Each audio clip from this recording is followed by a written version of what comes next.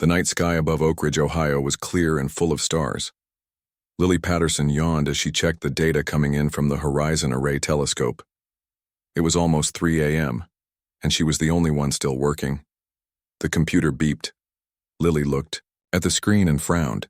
"That's weird," she said to herself. The signal pattern didn't match anything she had seen before. She ran the data through the analysis program again. The result was the same. For the next 5 nights, Lily tracked the strange signal. On the 6th night, she called her boss. "Jack, I need you to look at this," she said when he arrived. "These objects are moving too fast and too straight to be natural." Jack Miller looked at the screen and went pale. "Call the Air Force," he said, "now." Within 24 hours, every major observatory on Earth confirmed Lily's discovery.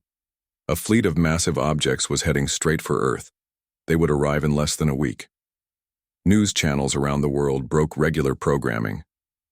"Unknown objects approaching Earth," the headlines read. People filled the streets in major cities looking up at the sky. Some prayed. Some partied like it was their last chance. Most just waited. The President of the United States, Eleanor Mitchell, met with her crisis team in the White House bunker. "What do we know?" she asked. Defense Secretary William Boyd cleared his throat. "Not much, Madam President. The objects are big, each one about the size of Manhattan. There are 7 of them. They're slowing down as they approach." "Weapons?" "We have no idea if they're armed, but anything that size could cause serious damage just by crashing into Earth." President Mitchell rubbed her eyes. "Options?" "We wait," said Boyd. "Our missiles wouldn't even scratch them. We've tried radio. Contact on all frequencies. No response yet." The waiting ended 3 days later. The 7 massive ships entered Earth orbit, positioning themselves above major cities: New York, Beijing, Moscow, London, Rio de Janeiro, New Delhi, and Tokyo. They hung in the sky like new moons, visible even in daylight. Then every screen on by Earth, TVs, computers, phones, showed the same image. A humanoid figure with shining blue skin and eyes with vertical pupils. It spoke in perfect English. "People of Earth, I am Khazor, ambassador of the Valen Dominion. Your planet now falls under our protection. You will surrender all military control and resource management within 7 Earth days. Resistance is not advised." The broadcast ended. Minutes later, it played again in every major language on Earth. The United Nations called an emergency session. Khazor appeared in person, teleporting directly onto the stage. He stood nearly 8 feet tall, looking down at the world leaders. "Your questions are predictable," he said before anyone could speak. "Yes, we have conquered many worlds before. Yours. Yes, we will take what we need from your planet. No, we cannot be defeated by your weapons." To prove his point, he pointed at the wooden podium. It turned to dust instantly. 7 days, he repeated, then vanished. At Naval Intelligence, headquarters in Virginia, Officer Sam Reeves couldn't sleep. Something about the Valen message bothered him. He replayed it over and over, comparing it to translations in other languages. "Computer specialist to my office," he called through the intercom. 10 minutes later, Alan Weiss arrived, coffee in hand. "I need to check something," Sam said. "The translations aren't quite right. The Russian version talks about many worlds, but the English says many worlds before yours." Alan nodded. "Let me see all versions." They spent hours analyzing the broadcasts. When they finished, they had a disturbing picture. "They've done this before," Alan said. "At least 17 times according to the different language versions. And look at the background details. Those aren't decorations behind Khazor. They're trophies from other planets." Sam picked up the phone to call his superior, Captain George Martinez. "Sir, I think we've found something important." Within hours, Sam and Alan were flown to the Pentagon. They presented their findings to a room full of senior military officials. "Based on what we've pieced together," Sam explained, "the Valen follow the same pattern every time. They show up, demand surrender, then strip the planet of resources until it's uninhabitable. They don't want partners. They want mines and farmland." President Mitchell, joining by secure video, asked the question everyone was thinking. Can we fight them? The Joint Chiefs of Staff shook their heads. Not directly, said General Paul Edwards. Their technology is too advanced. The president was quiet for a long moment. What about indirectly? She finally asked. A woman in a plain black suit stepped forward from the corner of the room. Only a few people recognized her. Dr. Carol Winters, Director of Special Projects. Madam President, she said, it's time for Protocol Nightshade. The room went silent. Most people there had never heard of Nightshade. Those who had looked shocked. Are you certain? Asked the president. Yes, said Dr. Winters. We've been preparing for this possibility since 1978. We're ready. President Mitchell nodded slowly. Then make the calls. Full activation. As the meeting broke up, Sam pulled Alan aside. What's Nightshade? Alan shook his head. No idea, but I overheard General Edwards say something about the other Earthlings. What does that mean? Before Alan could answer, Dr. Winters approached them. Officer Reeves, Mr. Weiss, your discovery may have saved humanity. Now I need you both to come with me. They were escorted to a waiting helicopter. As it lifted off, they could see the massive Phelan ship hovering over Washington, D.C. Where are we going? Sam asked Dr. Winters over the roar of the rotors. To meet our allies, she replied. The ones the Phelan don't know about. The helicopter headed west, toward the Rocky Mountains. Below them, people went about their lives, unaware that Earth was about to unleash a hidden war, one that would shatter an empire. The helicopter landed on a small platform cut into the side of a mountain. Sam and Alan followed Dr. Winters through heavy metal doors that closed behind them with a deep thud. They took an elevator that descended for what felt like minutes. We're almost half a mile underground, Dr. Winters explained, safe from Phelan sensors. The elevator opened to reveal a massive facility carved into the mountain. Hundreds of people worked at computer stations, examined strange equipment, and hurried between different sections. Welcome to Project Nightshade, said Dr. Winters. 6 months ago, Dr. Grace Howard was brought here just like you two. She pointed to a woman in a lab coat examining what looked like a piece of coral glowing with blue light. Grace looked up and walked over to meet them. New recruits? She asked. They discovered the Phelan's true intentions, Dr. Winters replied. They've earned the right to know the truth. Grace nodded and led them to a conference room with walls made of thick glass. Through the glass, they could see an enormous tank filled with water. What exactly is Project Nightshade? Sam asked. Grace smiled. The short answer? We're not alone on Earth, we never were. Before Sam or Alan could respond, something moved in the tank. A shape about the size of a person glided toward the glass. It had a streamlined body, 4 graceful limbs, and a head with large, intelligent eyes. Its skin shimmered with patterns of light. This is Ambassador Naya, Grace said. She represents the Meridian civilization. Sam stared in shock. They're not human. No, Grace agreed. The Meridians evolved separately from us. In Earth's deepest ocean trenches, they've lived on this planet as long as we have, maybe longer. They developed their own civilization, their own technology, completely hidden from the surface world. Alan shook his head in disbelief. How is that possible? We've mapped the oceans. Barely, Grace said. We've explored less than 20% of Earth's oceans. The Meridians live mainly in the Hadal zones, deeper than 20,000 feet. Pressure that would crush a submarine. They've stayed hidden on purpose. Ambassador Naya pressed a small device against the glass. A soft voice filled the room. We observed your development with interest and concern, the voice said.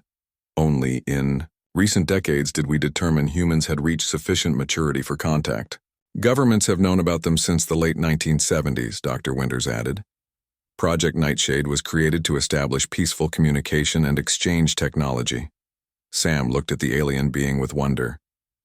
And now? Grace answered. Now, they may be our only hope against the Phelan. The next day, the Phelan ultimatum expired. As if to demonstrate their power, they destroyed several military bases around the world, with precise energy weapons fired from orbit. Thousands died in The attacks. World leaders scrambled to negotiate surrender terms while trying to evacuate major cities. Deep underground, Project Nightshade moved into action. In a control room filled with both human and Meridian technology, Grace worked with her team to activate what they called the network. The Meridians have placed communication nodes in oceans worldwide, she explained to Sam and Alan.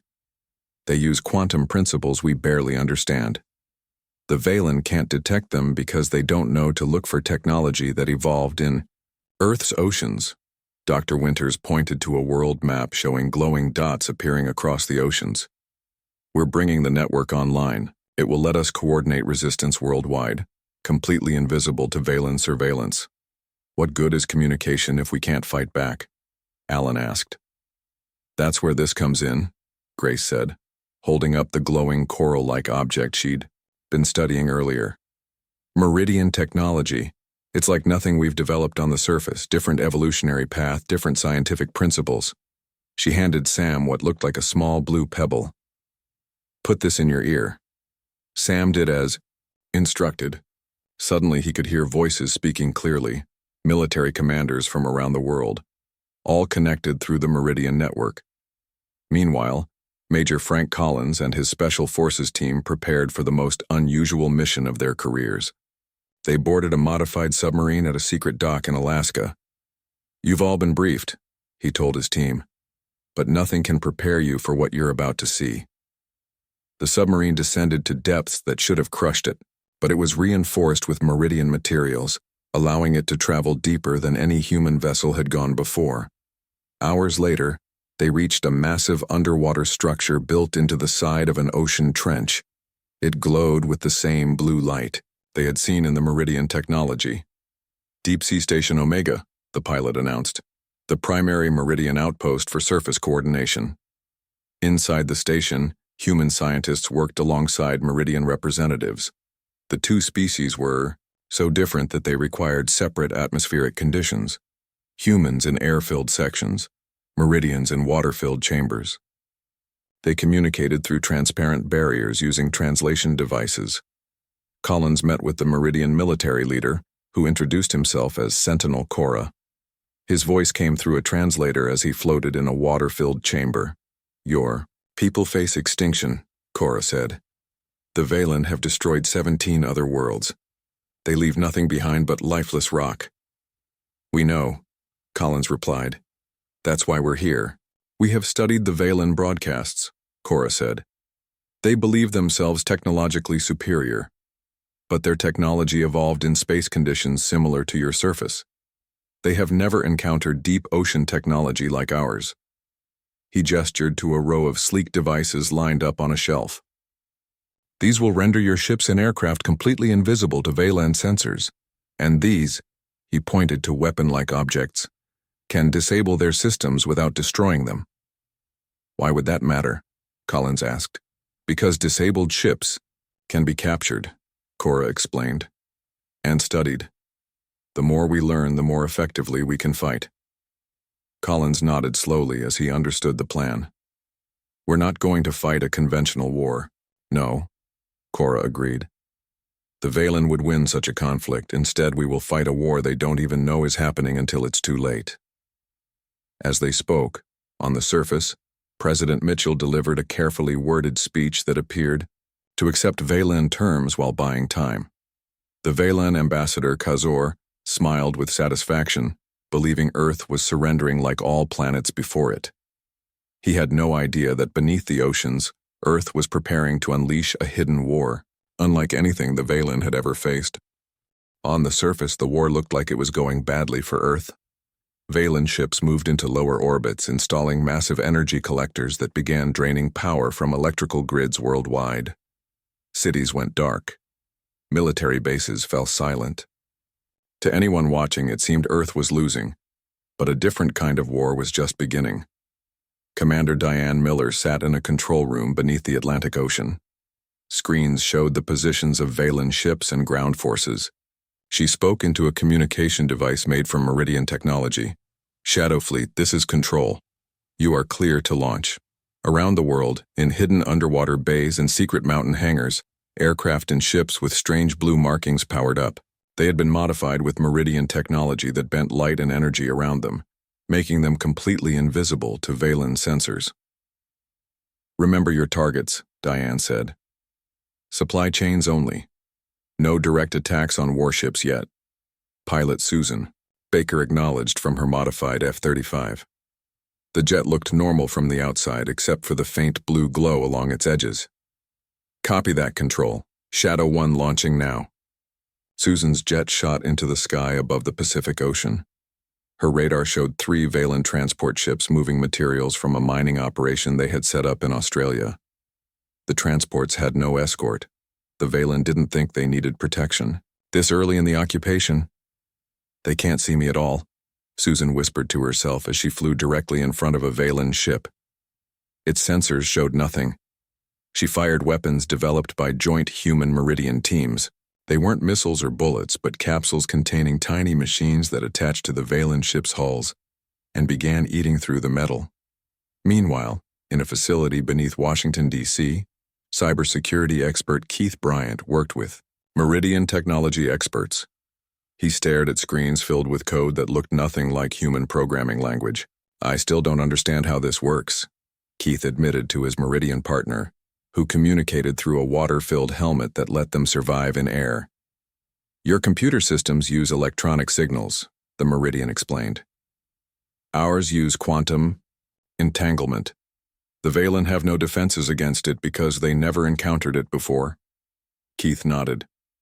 "Like bringing a knife to a gunfight, then someone shows up with a flamethrower." They launched their attack on Valen communication systems. To the aliens, it would look like system failures, not deliberate sabotage. The Meridian coding allowed them to slip through Valen security as if it wasn't even there. "We're in," Keith said after several minutes. "Downloading their supply route information now." The data they gathered was sent to resistance cells worldwide. Human Meridian teams began targeting Valen supply operations everywhere. They didn't attack the warships or troops directly. They simply made sure the aliens couldn't get the fuel, parts, and resources they needed. In London, Dr. Jane Wilson led a team of biologists working with Meridian scientists. They had developed microscopic organisms that consumed specific metals and compounds used in Valen technology. "The beauty of this approach," Jane explained to her team, "is that these organisms look like normal Earth bacteria to Valen sensors. They won't realize they're engineered until it's too late." Special Forces teams released the microorganisms near Valen mining operations. Within days, the aliens discovered their equipment failing in ways they couldn't explain. Metal components simply dissolved. Energy conduits stopped working. Ambassador Kazor appeared on worldwide broadcasts again, but this time he looked angry and confused. "People of Earth," he said, his voice less confident than before, "we know you are hiding something. Your surrender was a lie. Tell us who helps you, and we may show mercy." No one answered his demands. President Mitchell maintained that Earth was complying with surrender terms even as the hidden war intensified. The Valen responded with greater force. They destroyed several small cities as punishment. But for every act of destruction, the shadow resistance struck back in ways the Valen couldn't detect or defend against. Major Frank Collins led a team to infiltrate a Valen ground base in Brazil. His soldiers wore suits enhanced with Meridian technology that made them invisible to Valen sensors. "Place the devices as planned," he told his team as they moved through the alien facility unseen. No engagement unless absolutely necessary. They planted small coral-like objects at key points around the base. The devices tapped into the Valen power systems and began a subtle drain that would increase over time. By the time the aliens noticed, their base would barely have enough energy to function. Sam Reeves and Alan Weiss had been assigned to intelligence analysis. They worked with Meridian data experts to track the effectiveness of the shadow operations. "It's working better than we expected," Sam said, looking at reports coming in from around the world. "The Valen supply chain is falling apart. Their mining operations are down by 40%. Alan nodded. "And they still think they're dealing with equipment failures and bad luck. They have no idea it's a coordinated attack." The most dramatic moment came 3 months into the occupation. 3 Valen command ships suddenly lost power while in low orbit over Earth. Their backup systems failed too. With nothing to keep them in space, they began falling toward the planet. "Do we help them?" asked Diane in the control center as they watched the ships descend. "No," replied Dr. Winters firmly. "The ships will break up in the atmosphere. No populated areas will be hit. This sends a message." They watched on their screens as the massive ships burned up during re-entry, creating spectacular light shows, visible across entire continents. No one had fired a single conventional weapon at them. On all Valen channels, communication became frantic. For the first time, the aliens sounded afraid. "How is this happening?" Kazor demanded of his officers. "Find their allies. Find their weapons." But there was nothing to find. The Meridians remained hidden in the depths. The modified technology left no traces. The Shadow War continued, invisible but devastating. Grace Howard met with Ambassador Naya to discuss the next phase of the resistance. "The Valen are weakening," Grace said, "but they still have enough firepower to destroy our planet if they choose." Naya's translator conveyed her response. "They won't. Destruction serves no purpose. The Valen seek resources, not vengeance, but we must move faster. Our scouts report their reinforcements will arrive within months." Grace nodded. "Then it's time for Phase 4. We need to take the fight to their command structure." "Yes," Naya agreed. "The time has come to shatter the Empire from within." 4 months into the conflict, the Valen occupation was showing serious cracks. Their once perfect machines broke down constantly. Their supply ships disappeared or arrived empty. Their communications suffered unexplained failures. Most importantly, their confidence was shaken. In the main Valen command ship orbiting Earth, Ambassador Kazor faced a rebellion from his own officers. "This was supposed to be a simple conquest," said Commander Vex, his second in command. "Instead, we've lost 3 capital ships and dozens of transports without even seeing the enemy." "They are hiding something," Kazor insisted. "Scan the planet again. Find whatever technology they're using." "We've scanned it 17 times, Vex replied. "There is nothing that could explain this. Their technology is primitive." What the Valen couldn't understand was that they were looking for the wrong kind of technology. Their sensors were designed to detect energy signatures similar to their own, technology that evolved for use in space or on dry land. The Meridian technology, born in the crushing depths of Earth's oceans, operated on completely different principles. Dr. Grace Howard and her team had developed a new weapon based on those principles, quantum entanglement on a massive scale. In her underground lab, she explained the concept to President Mitchell during a secure visit. "Quantum entanglement means 2 particles remain connected regardless of distance," Grace said. "The Meridians have mastered this in ways we never imagined possible." She pointed to a small device on her workbench. It glowed with the now familiar blue light of Meridian technology. "This entanglement field generator can link to any Valen system remotely," she explained. "Once linked, we can control their technology as if we were standing right next to it." President Mitchell looked skeptical. "If it's that powerful, why haven't we used it before now?" "Because it requires direct contact with a primary Valen system first. We needed to capture intact Valen technology to make it work. Now we have." 2 days later, the Valen launched their biggest offensive yet. Hundreds of attack ships descended toward North America, armed with weapons capable of destroying entire cities. World leaders prepared for the worst. But as the ships entered the atmosphere, something strange happened. Their weapons turned and fired, not at the cities below, but at each other. Valen ships exploded in midair. The few pilots who managed to eject were picked up by waiting human forces. On all channels, Kazor screamed in rage. "What is happening? Who is doing this?" "No," one answered. The Shadow War had just become visible, but its methods remained a mystery to the Valen. At the same time, Captain Olivia Foster was working on a different front.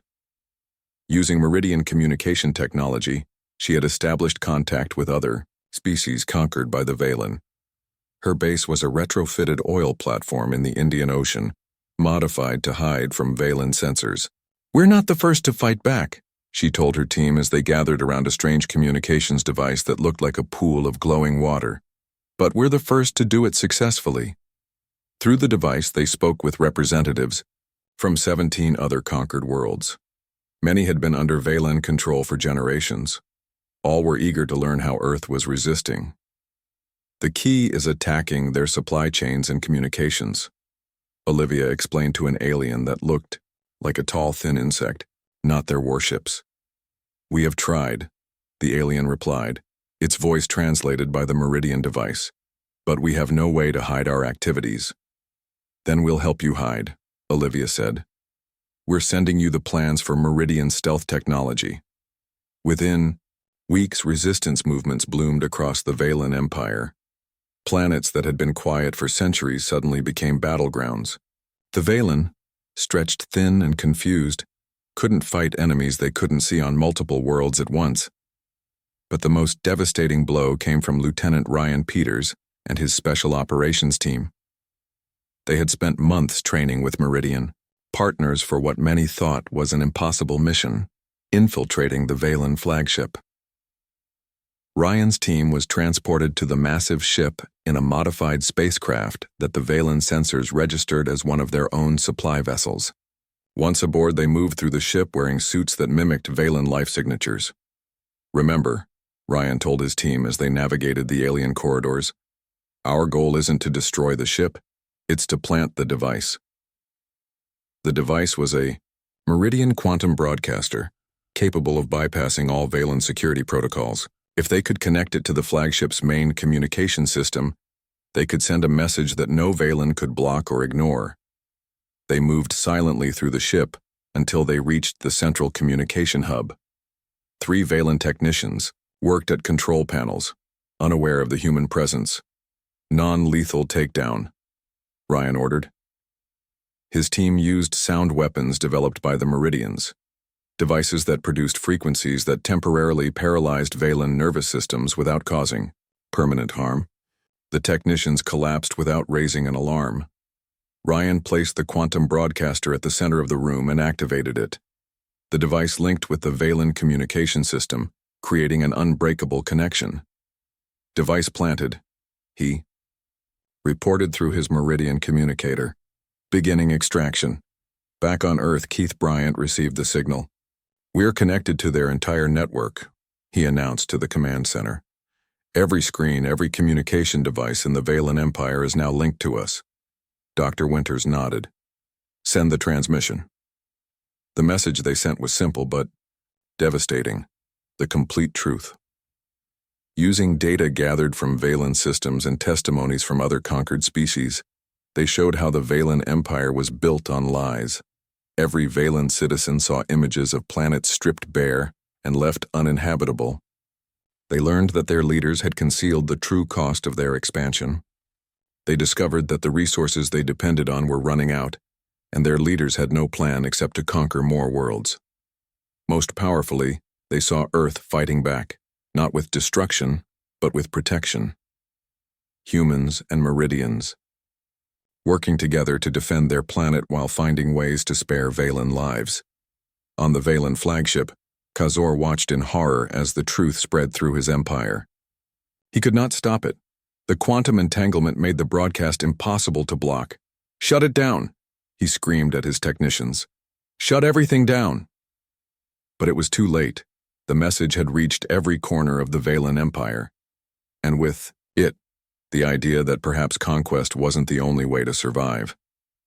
As Ryan's team escaped the flagship, they could already see the effects. Valen crew members argued openly with their officers. Some put down their weapons. The Empire was beginning to crumble from within. The Valen Empire fell apart faster than anyone expected.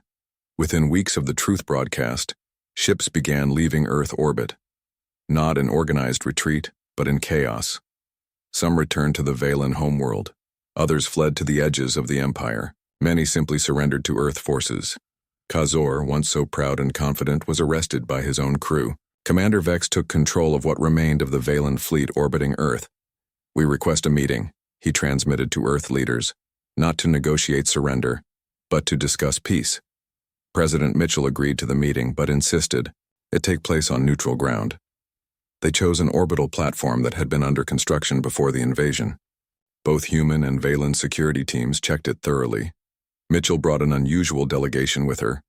Dr. Grace Howard, Ambassador Naya in a water-filled transport pod, and representatives from the resistance teams. When Vex saw the Meridian ambassador, his eyes widened in shock. "So this is what we missed," he said. "A second intelligent species sharing your world." "One of many things you missed," President Mitchell replied. "You saw Earth as primitive because we didn't follow your path of development. That was your mistake.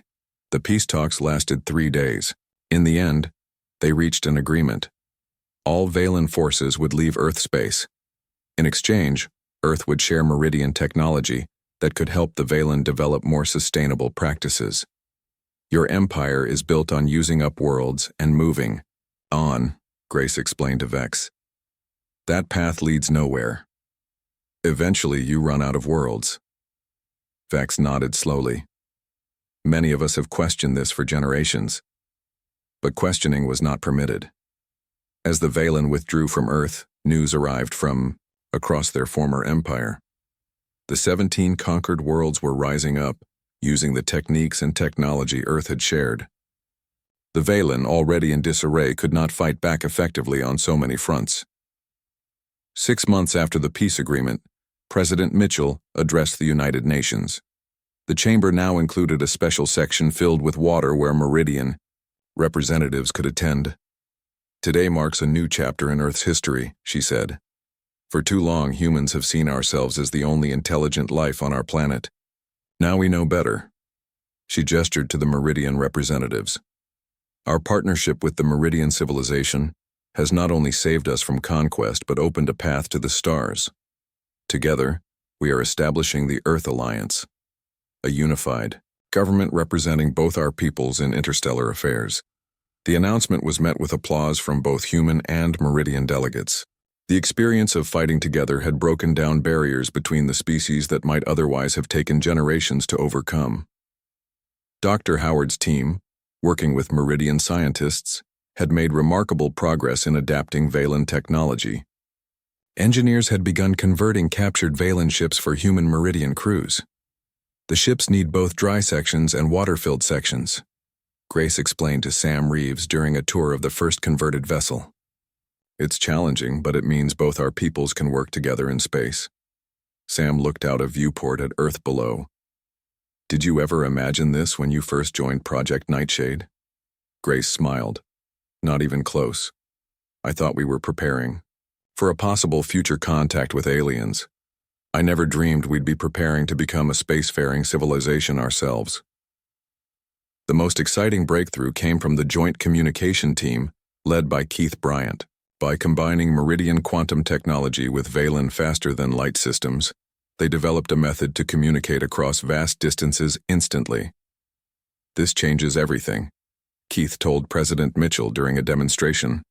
"We can coordinate with the other freed worlds in real time." Meanwhile, Captain Olivia Foster had been appointed as Earth's first ambassador to the newly formed Coalition of Free Worlds, an alliance of the former Valen vassal planets. She traveled on the Earth Alliance ship Defiance, Earth's first true starship. On the bridge of the Defiance, Commander Diane Miller stood beside Olivia as they prepared to depart for their first diplomatic mission. "Who would have thought?" Diane said, looking at the diverse crew. Humans worked alongside Meridians in specially designed stations. Representatives from 3 formerly conquered species served as advisors. 6 months ago, we were facing extinction, Olivia replied. Now we're helping build something entirely new.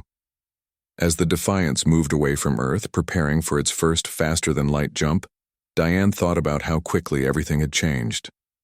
The Valen had demanded Earth's surrender, expecting another easy conquest. Instead, they had unleashed something they never imagined possible, a hidden war that shattered their empire and gave birth to a new power in the galaxy.